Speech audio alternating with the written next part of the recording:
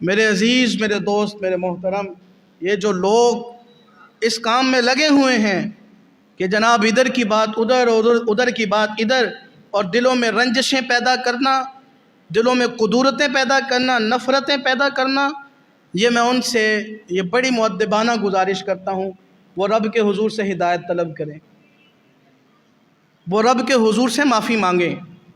یہ بڑا خطرناک کام ہے، یہ بڑی خطرناک بات ہے۔ ایسے لوگوں کا نہ تو دنیا میں اللہ اسے عزت بخشتا ہے، اور قیامت کے دن بھی ایسے لوگوں کو اللہ عزت نہیں دے گا۔ ہاں، اگر چاہتے ہو اللہ دنیا میں بھی فضل فرمائے، اللہ قیامت کے دن بھی اپنی رحمتوں کی بارش میں جگہ عطا فرمائے، تو پھر یہ کوشش کر لو، یہ عہد کر لو، یہ ٹھان لو کہ آج سے کوشش یہ کرنی ہے، جتنے بھی روٹھے ہوئے ہیں ان کو منانا ہے، جتنے بھی ٹوٹے ہوئے دل ہیں ان کو جوڑنے کی کوشش کرنی ہے۔ کوئی بات نہیں، کر دیا ظلم کسی نے، کہہ دی بات، آج رب کو سامنے حاضر کر کے نا اسے معاف کر دو، اور اللہ کی بارگاہ میں یا اللہ کریم میں نے تیری رضا کی خاطر معاف کر دیا۔ اور اگر کسی کے ساتھ تو نے زیادتی کی ہے نا، اگر کسی کے ساتھ تو نے اچھا نہیں کیا، تو رب کی بارگاہ میں گواہ بنا کے کہ رب کی بارگاہ میں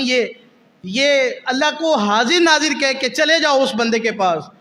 اور کہہ دو اس سے جا کے، دو بول ہیں، کوئی لمبی چوڑی بات نہیں، دو بول بول دو اس سے، کہہ دو یار مینوں رب دی رضا واسطے معاف کر چھڑ۔ یہ دنیا میں اگر یہ سلسلہ کر لے گا نا تو